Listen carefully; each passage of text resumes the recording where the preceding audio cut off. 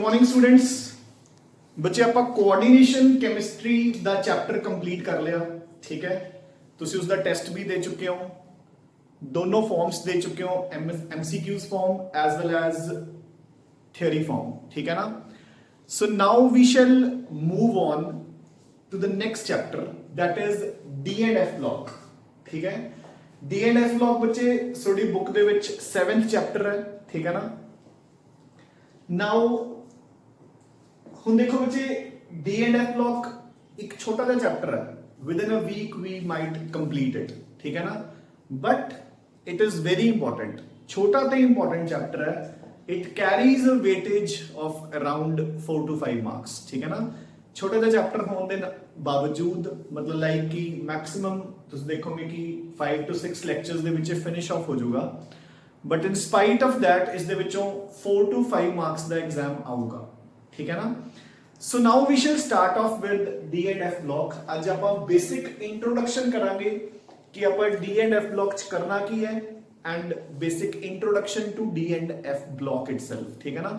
पहला we'll start off with D block and then at the end we'll do F block। F block दी ता एक minor introduction है, in fact पूरे दे पूरे D and F block the he introduction है। देखो जिवें तुसी junior classes दे विच मतलब junior classes by junior classes I mean 9th and 10th ਉੱਥੇ ਤੁਸੀਂ S ਤੇ P block ਨੂੰ introduce ਹੋ ਕੇ ਆਉਂਦੇ ਹੋ, ਤੁਹਾਨੂੰ ਪਤਾ ਹੁੰਦਾ ਲੀਥੀਅਮ ਸੋਡੀਅਮ ਬੋਰੋਨ ਕਾਰਬਨ ਕੀ ਹੈ।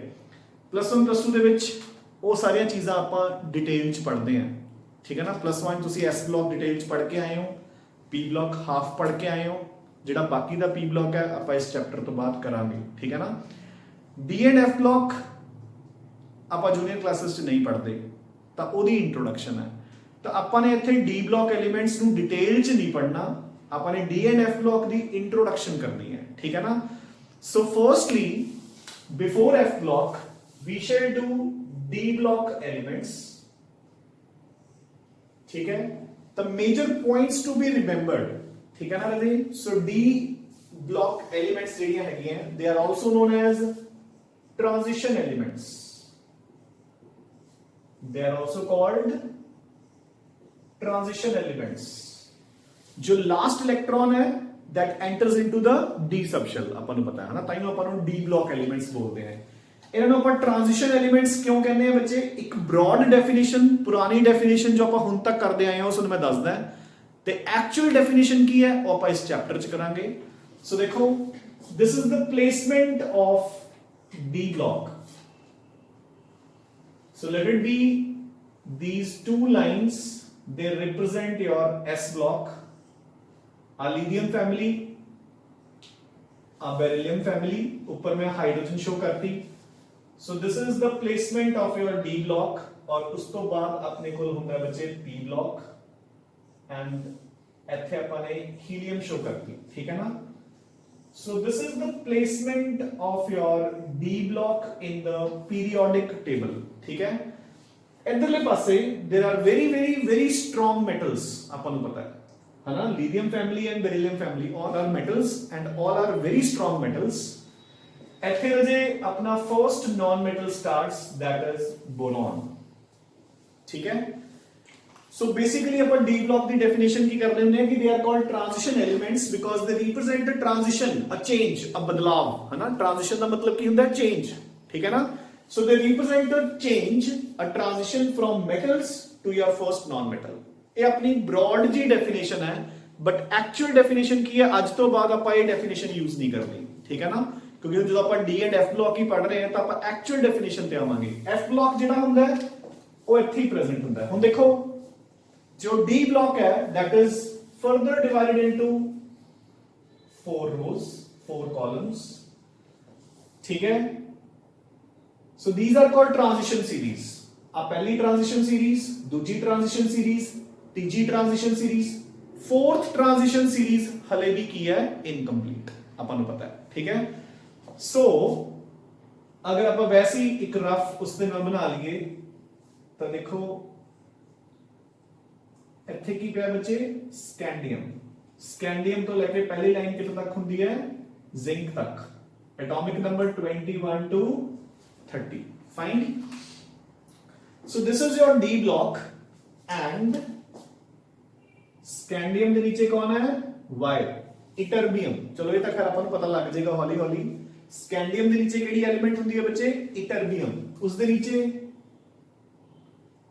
ਲੈਂਥੈਨਮ ਠੀਕ ਹੈ ਲੈਂਥੈਨਮ ਦਾ ਐਟੋਮਿਕ ਨੰਬਰ ਕੀ ਹੁੰਦਾ ਹੈ 57 ਉਸ ਦੇ ਨੀਚੇ ਐਕਟੀਨੀਅਮ ਲੈਂਥੈਨਮ ਤੋਂ ਬਾਅਦ 14 ਐਲੀਮੈਂਟਸ ਦਾ ਗੈਪ ਜਿਹੜਾ ਕਿ ਫਾਰਮ ਕਰਦਾ ਹੈ ਤੁਹਾਡਾ F ਬਲੌਕ ਆਪਾਂ ਨੂੰ ਸਭ ਨੂੰ ਪਤਾ ਹੈ ਸੋ ਦੇਖੋ ਇੱਥੇ ਦੋ ਲਾਈਨਸ ਪਈਆਂ ਹੁੰਦੀਆਂ ਪੀਰੀਓਡਿਕ ਟੇਬਲ ਚ ਨੀਚੇ each line contains 14 elements ਪਹਿਲੀ ਲਾਈਨ ਹੁੰਦੀ ਹੈ ਐਟੋਮਿਕ ਨੰਬਰ 58 ਤੋਂ ਲੈ ਕੇ 71 so lanthanum which is 57 so ਦੇਖੋ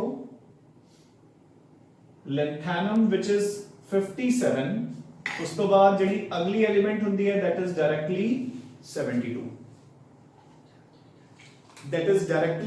72 ਉਸ ਤੋਂ ਬਾਅਦ ਜਿਹੜੀ ਨੀਚੇ ਐਕਟੀਨੀਅਮ ਪਈ ਹੈ ਬੱਚੇ that is 89 ਇਸ ਤੋਂ ਬਾਅਦ directly it is 104 90 ਤੋਂ ਲੈ ਕੇ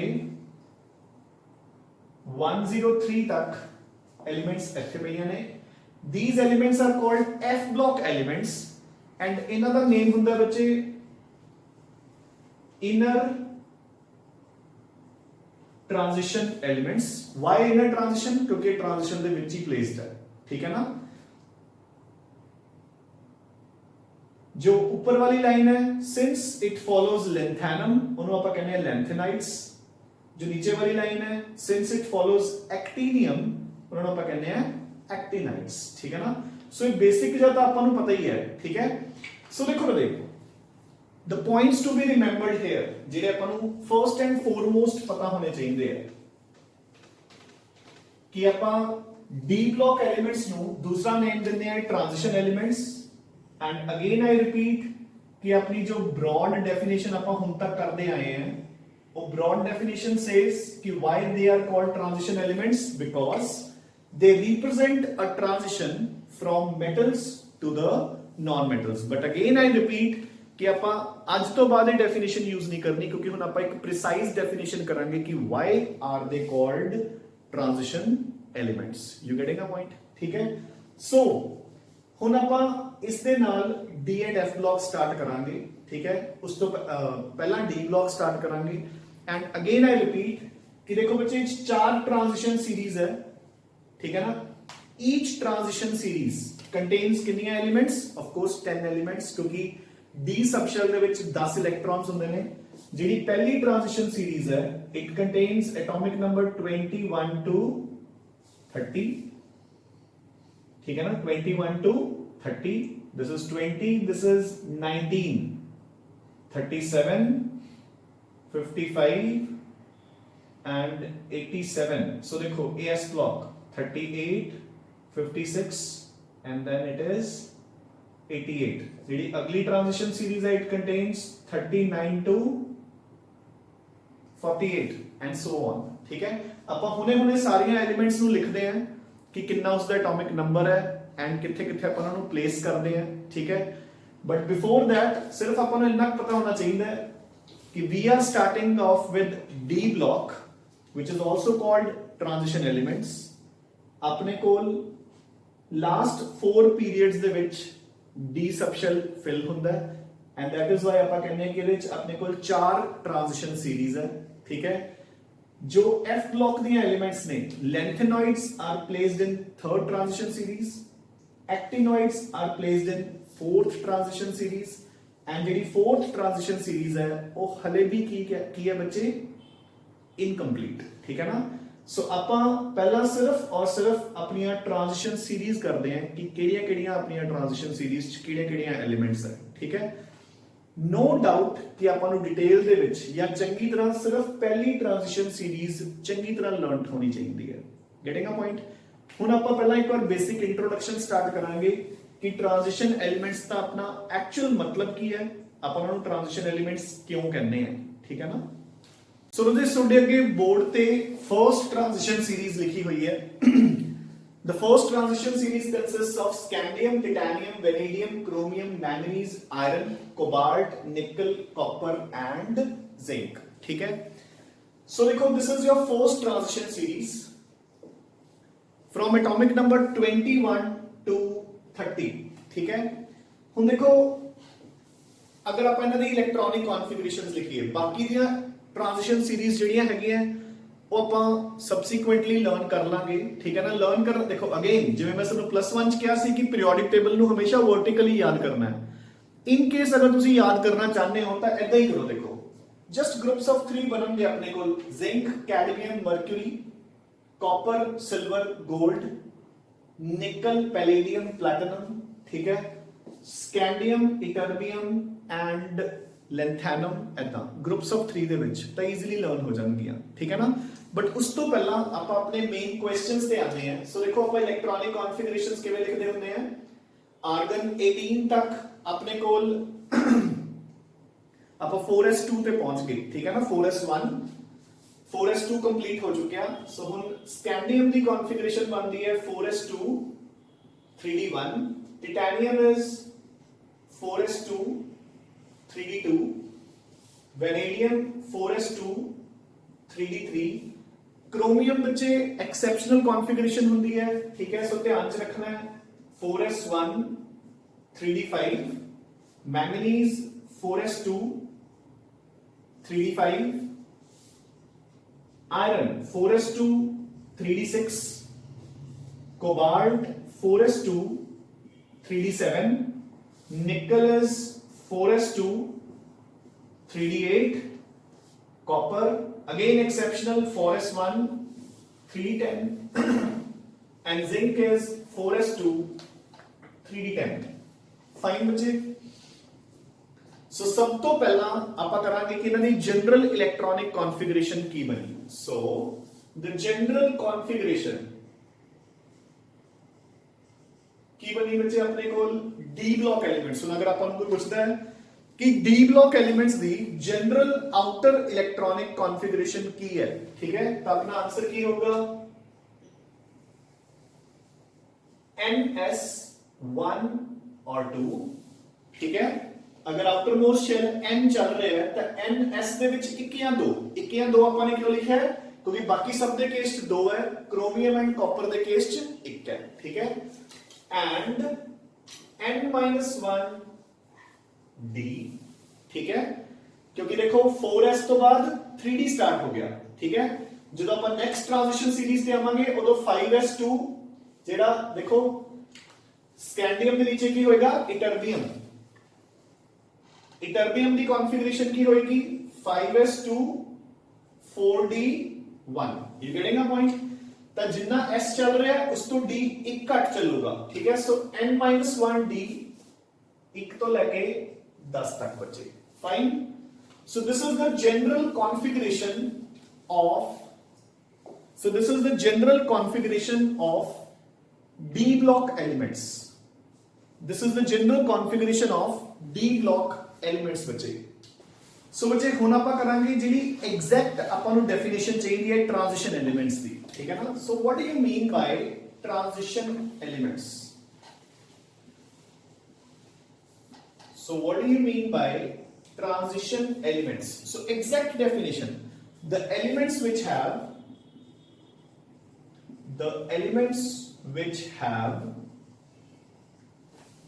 so transition elements are defined as those elements which have partially filled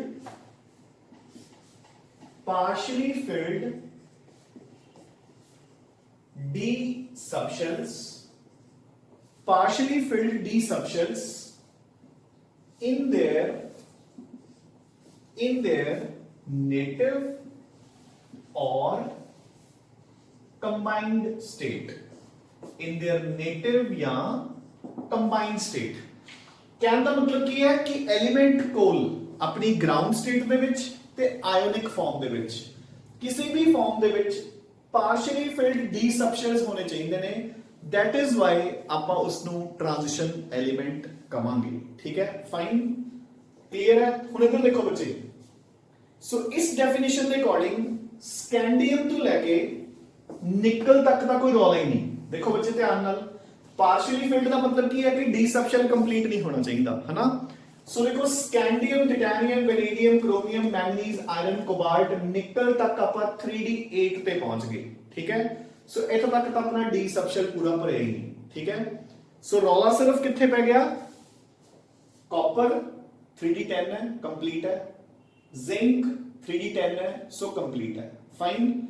सो अपन जेड़ा फर्स्ट इंपॉर्टेंट क्वेश्चन कवर करना है, ठीक है ना, वो क्वेश्चन की है, जिंक है इथे, जिंक के नीचे होता है कैडमियम, कैडमियम के नीचे होता है बच्चे मर्क्यूरी, ठीक है। सो देखो, सो जस्ट मैं सुडली नीचे वाली 10 एलिमेंट्स लिख रहे हैं, देखो जिंक के नीचे अपने कोल होता है बच्चे कैडमियम, कैडमियम के नीचे होता है मर्क्यूरी। सो अगर यह 4s2 3d10 है तो कैडमियम की कॉन्फ़िगरेशन की बनी 5s2 4d10, मर्क्यूरी की बनी बच्चे 6s2 5d10, क्लियर। सो अपना फर्स्ट क्वेश्चन इज कि zinc, cadmium and mercury in spite of being a D block elements, ठीक है ना, they are not considered as transition elements, ठीक है ना। सो क्वेश्चन देखो, question is zinc, cadmium, mercury belong to D subshell, sorry, D block, but are not considered as transition elements. Why? Zinc, cadmium, mercury belong to D block but are not considered as transition elements. Why? तो अपना answer की होएगा बच्चे, देखो मैं सिर्फ zinc की example लेके समझा रहे हैं, ठीक है ना, या चलो अपन तीनों ही कर लेते हैं। सो अपन क्या लिखांगे, लिखो the electronic configuration of zinc, cadmium and mercury is, the electronic configuration of zinc, cadmium and mercury is, so की है बच्चे कॉन्फ़िगरेशन NS2 N-1 D 10, ठीक है। जिदी मर्जी लिख लो, चाहे आप अलग अलग लिख लो, ठीक है। आप लिखांगे जिंक की कितनी है 4s2 3d10, कैडमियम की कितनी है 5s2 4d10 एंड मर्क्यूरी की कितनी है बच्चे 6s2 5d10, फाइन, डन। हाँ जी, उस तो बाद आप एक लाइन होर ऐड करांगे, लिखो all the three elements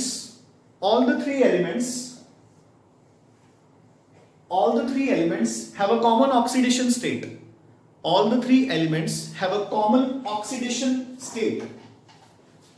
That is +2. That is +2. So तिन्ना दी इको ही ऑक्सीडेशन स्टेट हुंदी है, मर्क्यूरी दी दो हुंदी हैं, आप लिखांगे और बाद च लिखांगे। सो तिन्ना दी अपने कोल +2 ऑक्सीडेशन स्टेट हुंदी है। सो देखो हुन आप +2 दी कॉन्फ़िगरेशन लिखांगे, 4s2 दोनों इलेक्ट्रॉन्स रिमूव हो गए, जिंक रह गया बचे 3d10, कैडमियम जो +2 बन गया तो बन गया 4d10, मर्क्यूरी जो +2 बन गया तो बन गया 5d10। जेड़ा साडा डी सबशेल है वो हले भी कंप्लीट है, यू गेटिंग अ पॉइंट, ठीक है। उस तो बाद लिखो in addition mercury also has +1 oxidation state. So mercury जेड़ा है वो +1 च भी मिलता है। सो मर्क्यूरी +1 दी ऑक्सीडेशन स्टेट की बनूगी रजे, सॉरी इलेक्ट्रॉनिक कॉन्फ़िगरेशन की बनूगी 6s1 एंड 5d10, ठीक है। सो अपना जेड़ा डी सबशेल है वो हले भी कंप्लीट है, ठीक है ना। सो जेड़ा डी सबशेल है वो हले भी कंप्लीट है। सो हुन आप लिखांगे अपना आंसर कि since zinc, cadmium and mercury always have completely filled D subshells, comma they are not considered as transition elements, ठीक है ना। सो बेशक वो डी ब्लॉक नु बिलोंग करते हैं but they are not considered as transition elements. रजे फॉलोड के नहीं, ठीक है और डन। हाँ जी, ਹੁਣ ਇਸੇ ਦੇ ਨਾਲ ਰਿਲੇਟਡ ਨੈਕਸਟ ਕੁਐਸਚਨ ਇੱਥੇ ਕਲੀਅਰ ਕਰ ਲਓ।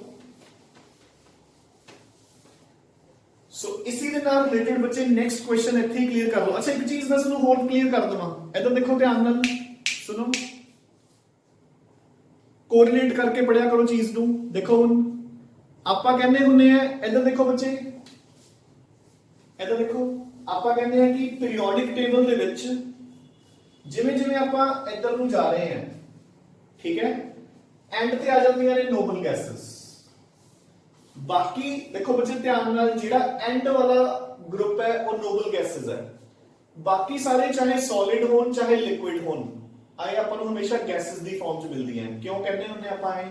ਕਿਉਂਕਿ ਸ਼ੈਲ ਕੰਪਲੀਟ ਹੋ ਜਾਂਦਾ ਹੈ ਤਾਂ ਇਹਨਾਂ ਦੇ ਵਿਚਕਾਰ ਸਿਰਫ ਔਰ ਸਿਰਫ ਕੀ ਐਗਜ਼ਿਸਟ ਕਰਦੀ ਹੈ? Weak van der Waals forces. ਦੇਖੋ ਨਾ, ਆਪਾਂ ਕੋਈ ਵੀ ਕਲਾਈਨ ਚੱਕ ਲਓ, lithium, beryllium, boron, carbon, nitrogen, oxygen, fluorine, ठीक है,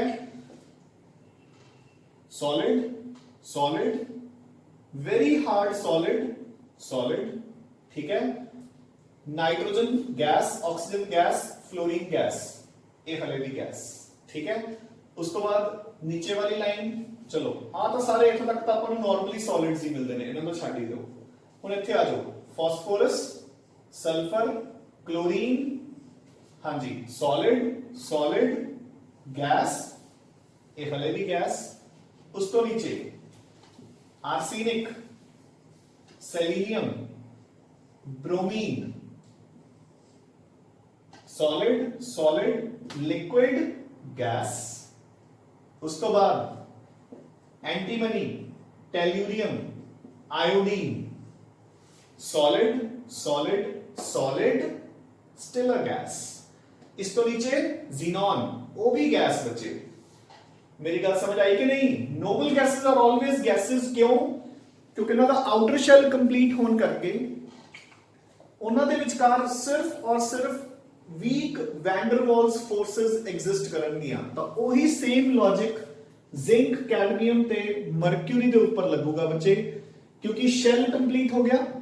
शेल कंप्लीट होने करके इन्हां सारे मेटल्स दे विचों सब तो weak metallic bond zinc, cadmium, mercury च मिलूगा।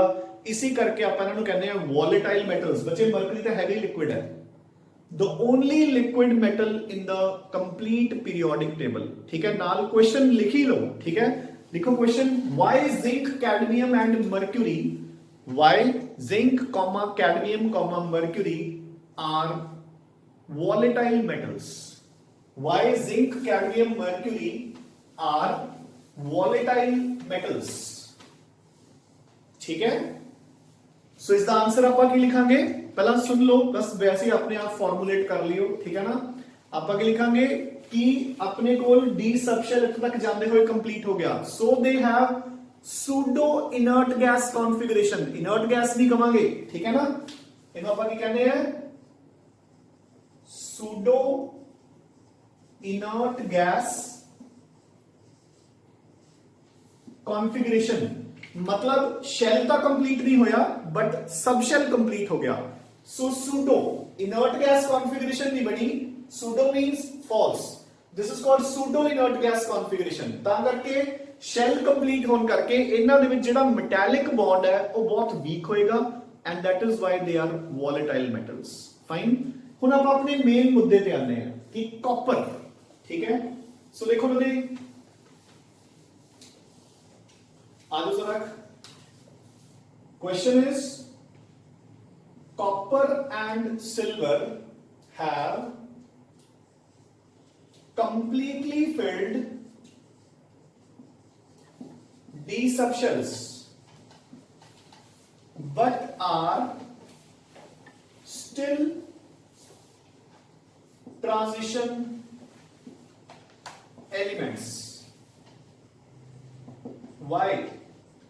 So copper ਤੇ silver ਦਾ ਬੱਚੇ d subshell complete ਹੈ बट स्टिल उन्होंने ਆਪਾਂ ट्रांजिशन एलिमेंट्स ही कहने हैं, क्यों?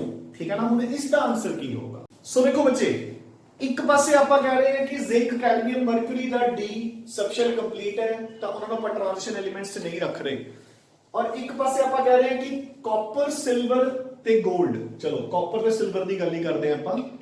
ठीक है। वैसे तो कॉपर सिल्वर एंड नीचे की हुंदा है गोल्ड, ठीक है।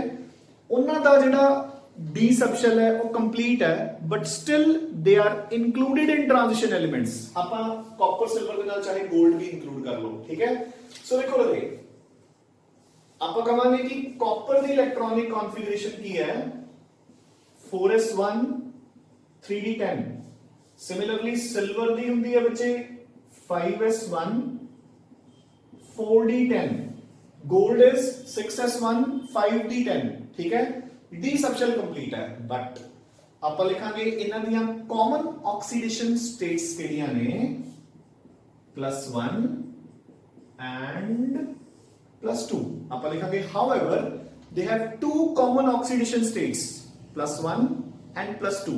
ਸੋ ਜਦੋਂ ਇਹ +2 ਹੋਣਗੀਆਂ ਸੋ ਕਾਪਰ ਇਨ +2 ਕॉन्फ़िगरेशन ਕੀ ਬਣ ਗਈ ਬੱਚੇ 4s कंप्लीटली खाली हो गया एंड 3d9। सिमिलरली अगर सिल्वर प्लस है तो कितना हो गया 4d9। गोल्ड का बच्चे +3 च भी मिलता है, ठीक है ना। AuCl3 is a common compound ਜਦੋਂ ਆਪਾਂ ਉਸ ਨੂੰ ਐਕਵਾ ਰੈਜੀਆ ਦੇ ਨਾਲ ਰਿਐਕਟ ਕਰਦੇ ਹਾਂ। ਐਕਵਾ ਰੈਜੀਆ ਕੀ ਹੁੰਦਾ ਆਪਾਂ ਕਰਾਂਗੇ, ਠੀਕ ਹੈ। ਸੋ ਕਾਪਰ +2 ਚ 3d9 है, सिल्वर +2 ਚ 4d9 है, गोल्ड का बच्चे +3 च भी मिलता है तो कितना हो जाएगा 5d8, ठीक है ना। सो आपा की लिखांगे कि copper and silver have incompletely filled D subshells in their +2 oxidation state, ठीक है ना। आपा लिखांगे when copper and silver form compounds. So बच्चे आंसर किਵੇਂ लिखना है when copper and silver form compounds in which their oxidation state is +2, ठीक है। Then they have incompletely filled D subshells and that is why they are included in transition elements. So they are regarded as transition elements. पल्ले पे गया बच्चे, ठीक है ना। Now done. So ਹੁਣ ਆਪਾਂ basically ਕਰਾਂਗੇ कि ਆਪਾਂ इस चैप्टर च की कुछ कवर करना है। सो देखो रे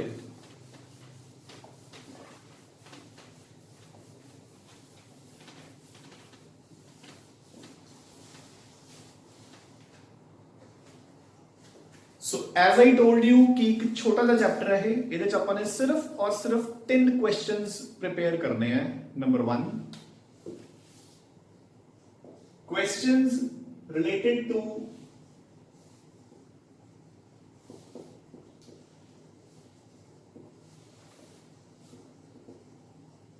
इलेक्ट्रॉनिक कॉन्फ़िगरेशंस।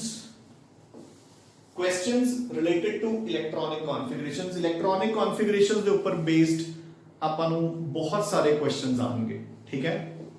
नंबर 2 एक टॉपिक आऊगा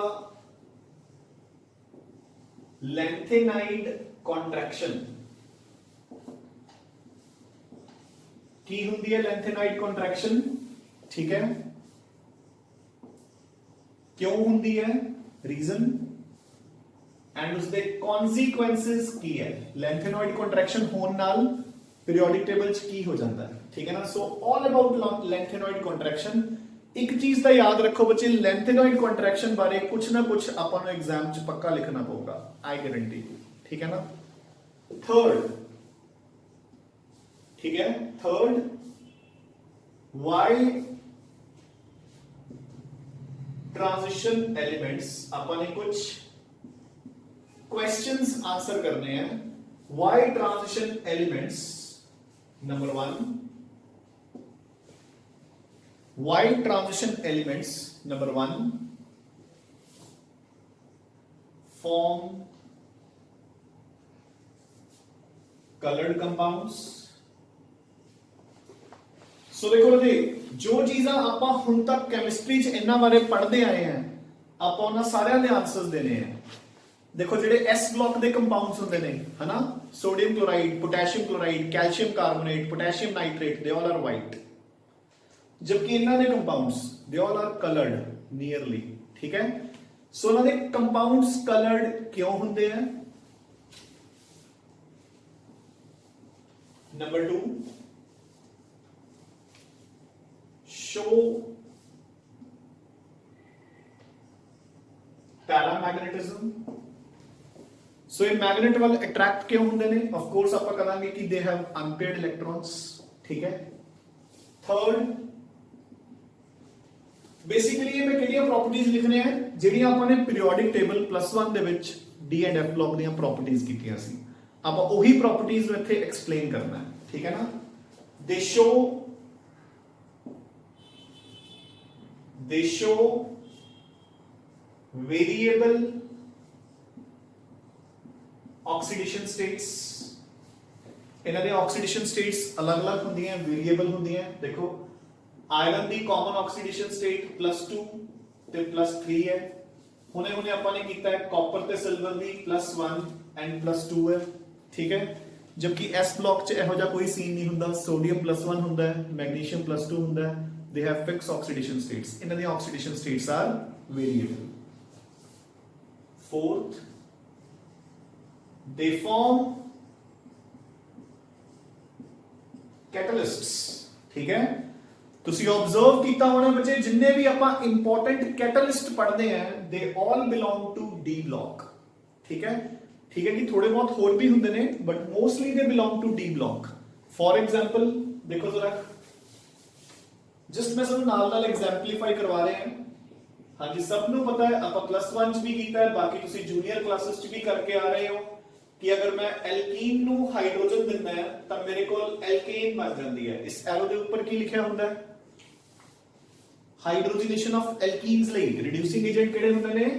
निकल, platinum, palladium. So they all three belong to देखो सेम ग्रुप च है।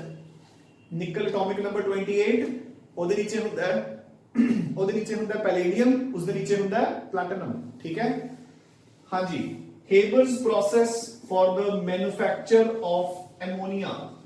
सो ये रिएक्शन तो आपने बहुत बार की है, केमिकल काइनेटिक्स भी की है। इस दे विच कैटलिस्ट दा काम करदा है बच्चे आयरन। अगे आयरन दी एक्टिविटी ਨੂੰ ਵਧਾਉਂਦਾ है molybdenum which acts as a promoter. ये ਆਪਾਂ पी ब्लॉक च करांगे नेक्स्ट चैप्टर च, ठीक है ना। सो आयरन भी डी ब्लॉक दा है, मोलिब्डेनम भी डी ब्लॉक दा है। मोलिब्डेनम किथे पे है? Atomic number 24 chromium. ਆਪਾਂ ਹੁਣੇ ट्रांजिशन सीरीज ही कर ਲੈਂਦੇ ਪਹਿਲਾਂ। क्रोमियम एटॉमिक नंबर 24, ਉਹਦੇ नीचे मोलिब्डेनम, ਉਹਦੇ नीचे टंगस्टन। क्रोमियम, मोलिब्डेनम, टंगस्टन, ठीक है। सो दोनों डी ब्लॉक। सो जिन्ने भी कैटलिस्ट तुसी नॉर्मली सुनते हो they all belong to d block बच्चे, ठीक है ना। ਇੱਥੇ ਆਪਾਂ ਨੇ ਕਰਨਾ ਹੈ वाई, क्यों चंगे कैटलिस्ट क्यों बनाते हैं। फिफ्थ पॉइंट ਜਿਹੜਾ ਆਪਾਂ पिछले चैप्टर च कवर करके आए हैं, दे फॉर्म कॉम्प्लेक्स या कोऑर्डिनेशन कंपाउंड्स। सो ਇਹਦਾ पूरा चैप्टर ही कर लिया। कॉम्प्लेक्स कंपाउंड्स या कोऑर्डिनेशन कंपाउंड्स लिगेंड्स ਦੇ ਨਾਲ ਮਿਲके कौन बनाता है? D and F block elements, mainly D block elements. Sixth, एक और very important compound, they form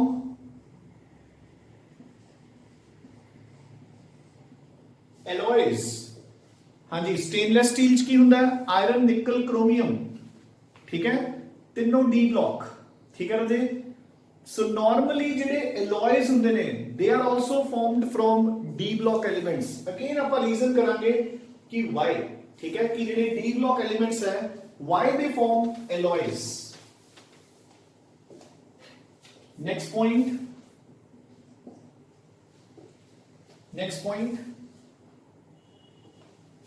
they form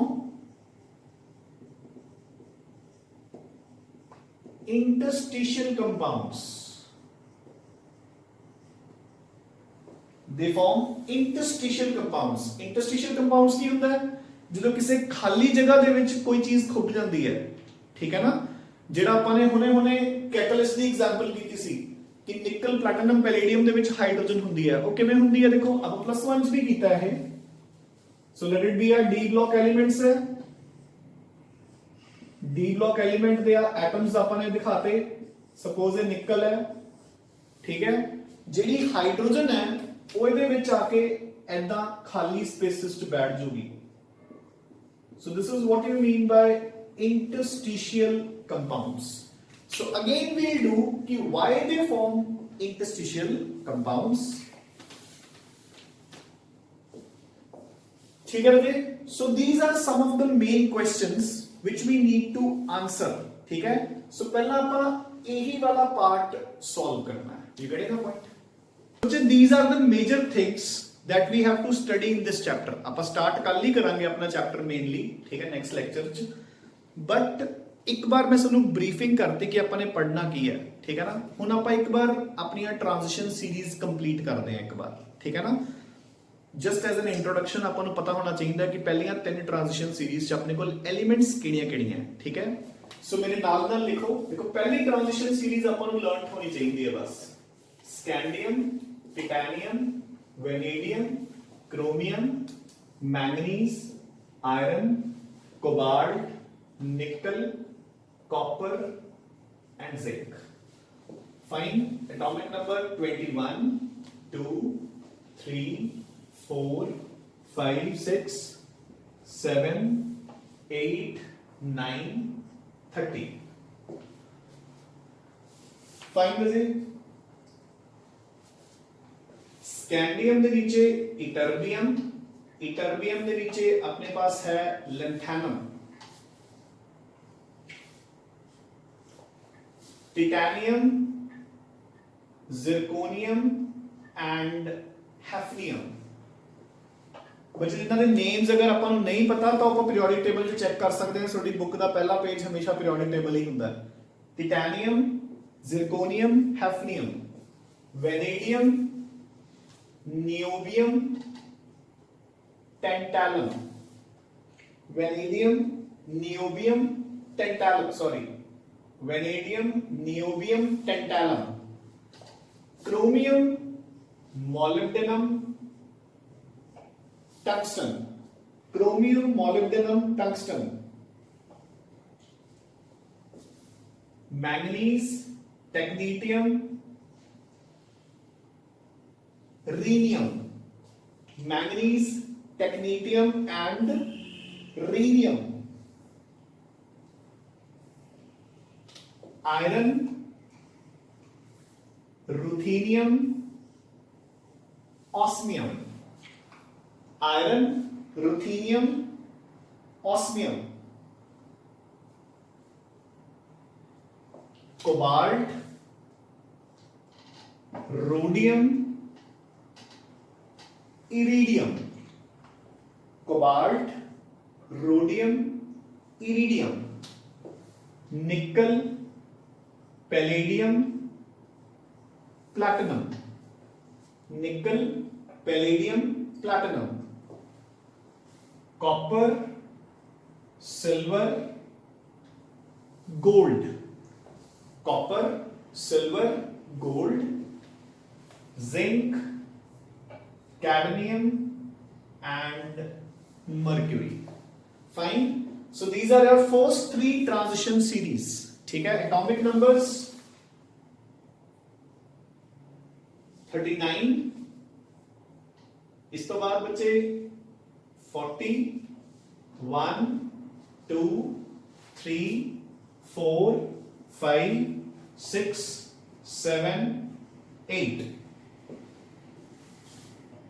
57 तो बाद डायरेक्ट 72, 3, 4, 5, 6, 7, 8, 9 and 80। फाइन। हुण बच्चे जिहड़ियां इंपॉर्टेंट चीज़ां सो मैं वैसे ही दस दिना है, ठीक है ना, ताकि आपां नूं एक मोटा मोटा दा हिसाब पता होवे। सो देखो पहला था exceptional configuration. Chromium is 4s1 3d5, copper is 4s1 3d10। ये दो एक्सेप्शनल कॉन्फ़िगरेशन है। हुण ध्यान नाल देखो क्योंकि एक्सेप्शनल कॉन्फ़िगरेशन उत्थे आ सकदियां हुंदियां। सो कॉपर दे नीचे सिल्वर ओ भी एक्सेप्शनल चलू, 5s1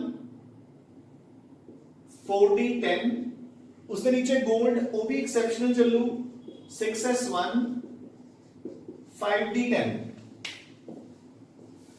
क्रोमियम के नीचे बचे मोलिब्डेनम वो भी एक्सेप्शनल, 5s1 4d5 ਮੋਲਿਬਡੇਨਮ ਦੇ ਵਿੱਚ ਟੰਗਸਟਨ ਹੁਣ ਧਿਆਨ ਨਾਲ ਦੇਖੋ ਟੰਗਸਟਨ ਦੀ ਕਨਫਿਗਰੇਸ਼ਨ ਨਾਰਮਲ ਹੋਊਗੀ 6s2 5d4 मतलब टंगस्टन जिहड़ा है वो 6s1 5d5 नहीं हुंदा that is 6s2 5d10 5d4 हुण एक चीज और जो टेक्नीटियम है सो मेजर पॉइंट्स लिखी चलो टेक्नीटियम देखो आप कहने हैं कि बिस्मथ एटॉमिक नंबर 83 ध्यान नाल सुनो बच्चे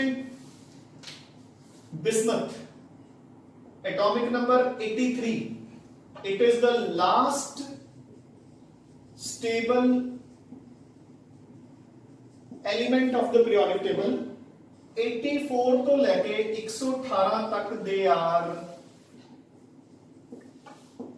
radioactive ਤਾਂ ਕਰਕੇ ਦੇਖੋ ਜਿਹੜੀ ਅਗਲੀ ਸੀਰੀਜ਼ ਹੋਊਗੀ ਨੀਚੇ ਉਹ ਸਾਰੀ ਦੀ ਸਾਰੀ ਰੇਡੀਓਐਕਟਿਵ ਹੈ ਕਿਉਂਕਿ ਉਹਦਾ ਸਟਾਰਟ ਹੀ ਕਿੱਥੋਂ ਹੋਊਗੀ 89 ਐਕਟੀਨੀਅਮ ਤੋਂ ਠੀਕ ਹੈ ਨਾ ਸੋ ਪੂਰੀ ਦੀ ਪੂਰੀ ਰੇਡੀਓਐਕਟਿਵ ਹੋਊਗੀ ਹੁਣ ਦੇਖੋ ਇਹ ਰੇਡੀਓਐਕਟਿਵ ਹੈ बट याद रखना है बच्चे 84 तो पहला सिर्फ एक एलिमेंट रेडियोएक्टिव है केड़ी टेक्नीटियम टेक्नीटियम इज अ रेडियोएक्टिव एलिमेंट मेरी गल समझ गए सो ये मेजर पॉइंट्स हां जी हुन देखो एक मार्क करो ऑस्मियम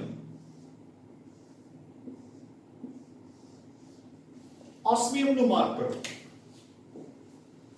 ऑस्मियम में क्यों मार्क करा रहे हैं क्योंकि पूरे periodic table they which it exists in highest oxidation state that is +8 पूरे पीरियोडिक टेबल सब तो ਵੱਧ ऑक्सीडेशन स्टेट दे विच ऑस्मियम एग्जिस्ट करदा है ਇਹਦੀ ऑक्सीडेशन स्टेट +8 ਹੁੰਦੀ है देखो बच्चे ਜਿਹੜਾ मैंगनीज है मैंगनीज ਉਹਦੇ ਬਾਹਰਲੇ ਸ਼ੈਲ ਚ ਕਿੰਨੇ ਇਲੈਕਟ੍ਰॉन्स ਹੋਏ 4s2 3d5 5 देखो बच्चे इधर मैंगनीज के बाहरले शेल च 7 इलेक्ट्रॉन्स हुए 4s2 3d5 7 इलेक्ट्रॉन्स आर्गन तो बाद तो 7 के 7 इलेक्ट्रॉन लूज करके कित तक पहुंच गया +7 तब +7 तक मैंगनीज जाता है KMnO4 देखो कंपाउंड KMnO4 उथे मैंगनीज की ऑक्सीडेशन स्टेट कितनी हुई +7 क्योंकि पोटेशियम +1 है ऑक्सीजन -2 मैंगनीज +7 बट मैंगनीज ਤੁਹਾਨੂੰ +8 च नहीं मिलना ठीक है ना +7 तक मिलूगा सो पूरे पीरियोडिक टेबल च हाईएस्ट ऑक्सीडेशन स्टेट अपने कोल ऑस्मियम दी मिलती है कितनी +8 रुथीनियम भी मिल जाता है ठीक है बट अपने ऑस्मियम ध्यान च रखना है ठीक है ना सो पूरे पीरियोडिक टेबल च हाईएस्ट ऑक्सीडेशन स्टेट अपन ऑस्मियम दी मिलूगी ठीक है सो बच्चे पॉइंट्स टू बी हां another point to be remembered ਹੁਣ इधर देखो another point to be remembered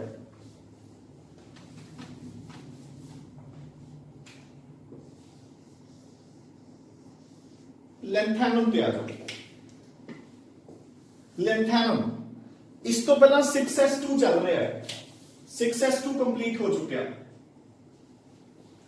हाँ जी जेड़ा आपां अपना फिलिंग ऑर्डर करते हैं +1 एटॉमिक स्ट्रक्चर ऑफ बाउस रूल 6s2 तो बाद किहदी बारी आंदी हुंदी है 4f दी 6s2 तो बाद किहदी बारी आंदी है 4f दी ठीक है इधर देखो अपना पूरा फिलिंग ऑर्डर की हुंदा है देखो बच्चे ध्यान नाल मैं एक बार फिर चलो ना इरेज कर दिंदा है तुसीं नोट कर लिया होगा सो देखो अपना कंप्लीट फिलिंग ऑर्डर हुंदा है 1s ठीक है हाइड्रोजन ते हीलियम भरे गए फिर 2s ते 2p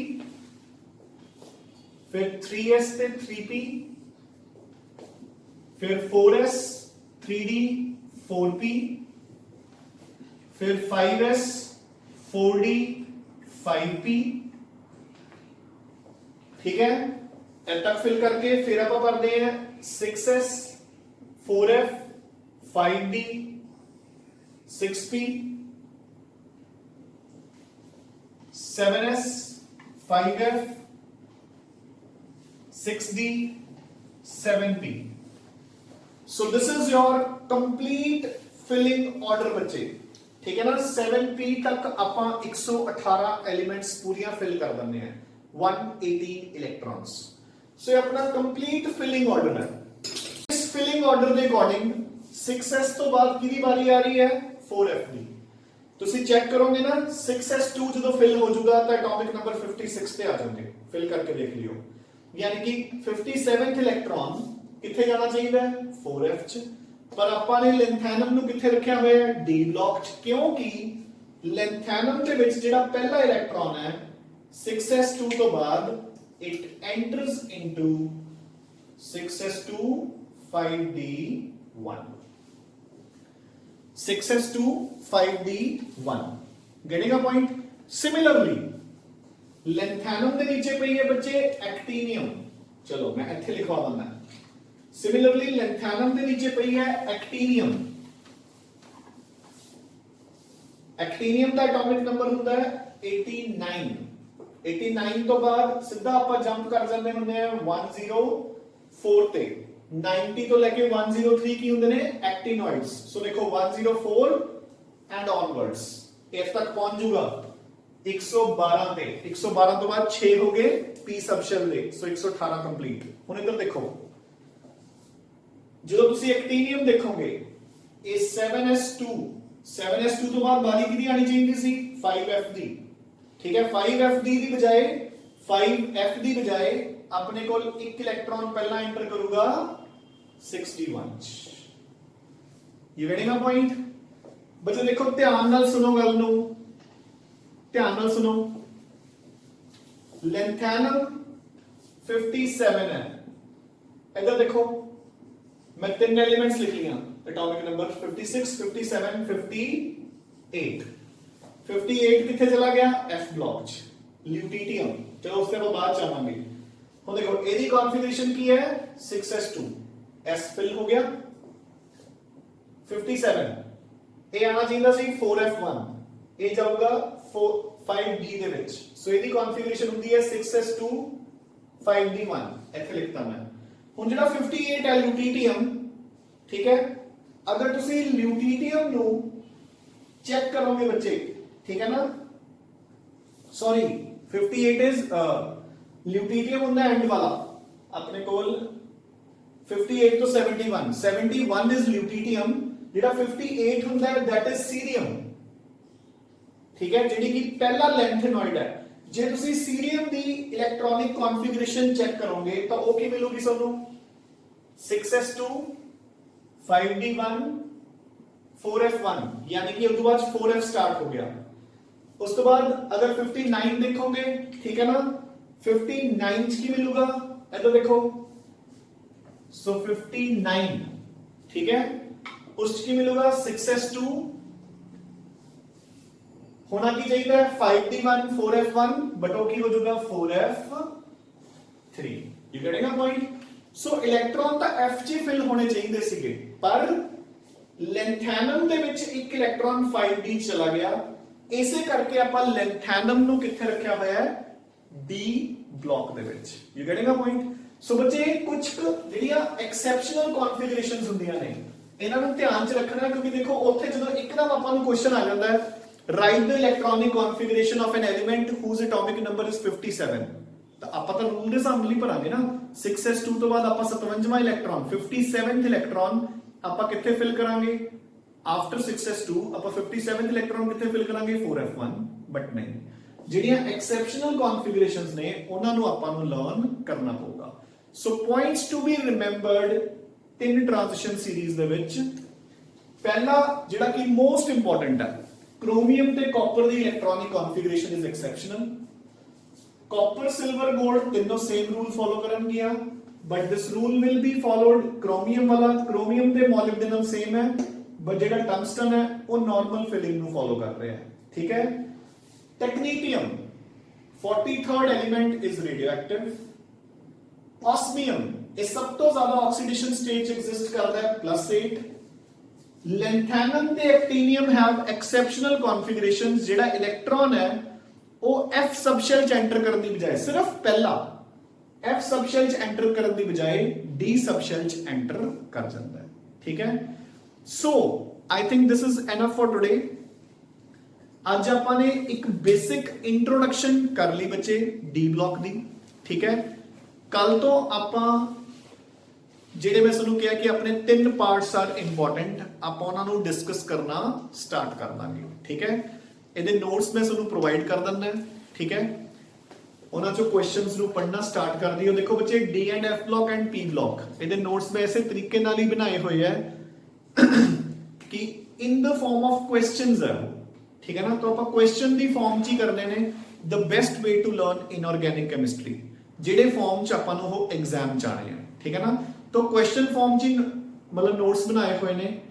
the theory has been covered in the form of questions, ਤਾਂ ਕੁਐਸਚਨਸ ਨੂੰ ਹੀ ਆਪਾਂ ਕਰਾਂਗੇ ਤਾਂ ਕਿ ਕੁਐਸਚਨ ਦੀ ਫਾਰਮ 'ਚ ਆਪਾਂ ਨੂੰ ਐਗਜ਼ਾਮ 'ਚ ਉਹਨੂੰ ਅਟੈਂਪਟ ਕਰਨਾ ਈਜ਼ੀ ਹੋ ਜਾਏ। ਕਿਉਂਕਿ ਇਨਆਰਗੈਨਿਕ ਦੀ ਪ੍ਰੋਬਲਮ ਕੀ ਹੁੰਦੀ ਹੈ ਕਿ ਇਹਦੇ ਵਿੱਚ ਅੰਡਰਸਟੈਂਡਿੰਗ ਦੇ ਨਾਲ ਨਾਲ ਬਹੁਤ ਜ਼ਿਆਦਾ ਰੱਟੇ ਦੀ ਵੀ ਲੋੜ ਪੈਂਦੀ ਹੈ, ਕ੍ਰੈਮਿੰਗ ਪਾਰਟ ਦੀ ਵੀ ਲੋੜ ਪੈਂਦੀ ਹੈ। ਠੀਕ ਹੈ ਨਾ, ਲਰਨਿੰਗ ਦੀ ਪਾਰਟ ਦੀ ਲੋੜ ਪੈਂਦੀ ਹੈ। ਚਲੋ ਖੈਰ, ਤੁਸੀਂ ਫਿਰ ਵੀ ਥੋੜੇ ਬਹੁਤ ਲੱਕੀ ਹੋ ਕਿਉਂਕਿ ਰਿਐਕਸ਼ਨਸ ਵਾਲਾ ਪਾਰਟ ਉਹਨਾਂ ਨੇ ਜਿਹੜਾ ਹਾ ਕਰੋਨਾ ਸੀਨ ਚੱਲ ਰਿਹਾ ਇਹਦੇ ਕਰਕੇ ਥੋੜਾ ਜਿਹਾ ਕੱਟ ਆਫ ਕਰਤਾ। ਇਸ ਚੈਪਟਰ 'ਚ ਵੀ ਜਿੰਨੀਆਂ ਵੀ ਰਿਐਕਸ਼ਨ ਸੀਗੀਆਂ ਉਹ ਸਾਰੀਆਂ ਕੱਟ ਆਫ ਕਰਤੀਆਂ।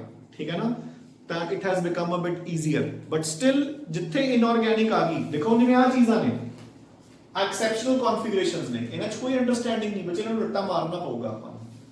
ਠੀਕ ਹੈ ਨਾ, ਆਪਾਂ ਨੇ ਕ੍ਰੋਮੀਅਮ ਨੂੰ ਸਮਝ ਲਿਆ ਕਿ ਹਾਫ ਫੀਲਡ ਸਬਸ਼ੈਲ ਜ਼ਿਆਦਾ ਸਟੇਬਲ ਹੈ ਤਾਂ ਕਰਕੇ 3d5 ਹੈ, ਫਿਰ ਟੰਗਸਟਨ ਨਹੀਂ ਹੈਗਾ। ਤਾਂ ਇਹਨਾਂ ਚੀਜ਼ਾਂ ਨੂੰ ਆਪਾਂ ਨੂੰ ਯਾਦ ਕਰਨਾ ਪਊਗਾ। Fine, so we shall start off with this chapter tomorrow. ਠੀਕ ਹੈ, ਉਨੀ ਦੇਰ ਤੱਕ ਤੁਸੀਂ ਇੱਕ ਵਾਰ ਇਹ ਇੰਟਰੋਡਕਸ਼ਨ ਨੂੰ ਚੰਗੀ ਤਰ੍ਹਾਂ ਪੜ੍ਹ ਲਓ। ਠੀਕ ਹੈ, ਚੈਪਟਰ ਆਪਾਂ ਕੱਲ ਸਟਾਰਟ ਕਰਾਂਗੇ। ਠੀਕ ਹੈ ਬੱਚੇ, so keep studying and keep revising. Thanks a lot.